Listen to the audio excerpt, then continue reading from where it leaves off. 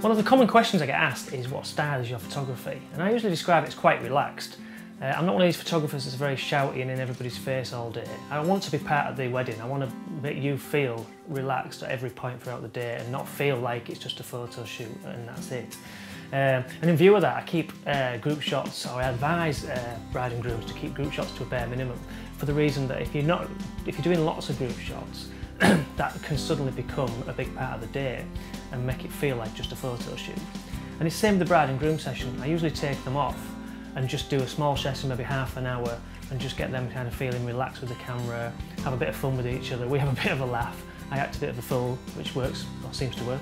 And that sort of brings out the sort of best in the couple and get them to have a laugh with each other, because there's nothing better than a reaction between two people when they're having fun. If they're looking bored and they're thinking, what's he doing, why is it taking so long, then they're not going to be the best. They're going to look like what they feel, which is potentially miserable. So the idea is, keep it fresh, make them have a laugh with each other, and just keep it very light-hearted, because at the end of the day, it's just photographs and it wants to be fun. And that's what they remember when they look back at those pictures, and that's the key thing for me. I want them to look back at pictures and remember how they felt. And that's such a big key element to doing what we do. So that hopefully answers that question.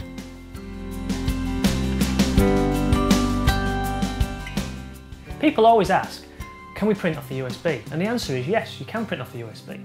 Everything I give you on the USB is fully printable. You can copy it, give it to mum and dad, and use it as you wish. You have a full license usage to do that. In fact, I advise it because they're your images and I want you to keep them forever.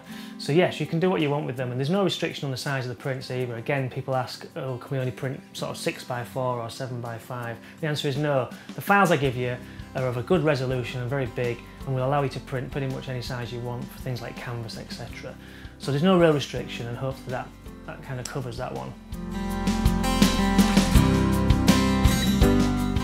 I always get asked, what if it rains on our wedding day? Well, there's a good possibility. We live in the UK. If it rains, I carry brollies round. We always have those available should we need them. But if it's really heavy rain, then obviously we're going to have to go inside. But don't let that stop things, you know, because later on, the rain could stop when we get back outside again. So it's just a case of mixing it up. Particularly on summer weddings, it's not such an issue because we have light after the meal. So we can get up, go outside after if the rain stops, and get the shots then. So my answer to that one would be, don't worry too much about it. The British weather is what it is, and we'll deal with it. You know, it's one of those things. So don't worry about it. Getting married in winter poses its own problems. The main one being light and poor weather. Usually both.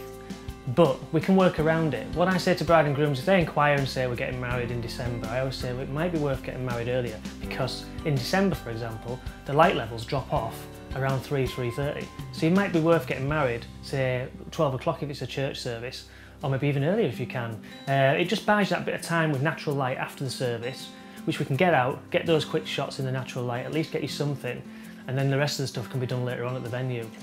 And hopefully that kind of solves that problem. So yes, it can be done, but my big advice is get married earlier and plan it a little bit differently, because you haven't got that natural light to play with like you do at a summer wedding. Equipment failure can happen, and that's why I carry around several camera bodies, extra lenses, extra cards, batteries, extra flash guns. It's all with me all the time, so I have all the spares should I need it. So if anything goes down or fails, I can swap it over, quickly keep things moving. At least then the bride and groom feel confident that nothing's being lost and we're moving things on without having to worry about the equipment. With regards to insurance, I'm fully insured for public liability. This covers me at the venue, so if Auntie Doris trips over my tripod and hurts herself, heaven forbid, I'm covered and my insurance will pay out on that. The other insurance I've got is professional indemnity, which covers me for every other eventuality outside of the liability with venues. Throughout this video, I've just touched on just a few of the questions that I get asked on a daily basis relating to weddings. As you can appreciate, there's loads more stuff I could go through, but this video would be an hour long. The whole idea of this video is just to give you a taster of the type of things I get asked. But what I'd advise you to do is, if you're interested in possibly booking me for your wedding photography, is ring up, get an appointment and come and meet me face to face. There's nothing better than talking face to face, getting to know each other, because a big part of your wedding photographer is the person. It's not just the pictures. So if we get on, we have fun, hopefully, everything will work out. If you like the pictures, the album, it all slots together, and as a package, it can work. But I do stand by this. The most important thing is being able to get on with each other, because the pictures will come from that kind of link between us. So that would be my advice. If you want to get in touch, just use the website, pick up the phone, get round for a meeting and a coffee, and hopefully that will give you a better idea whether I'm the right one for you.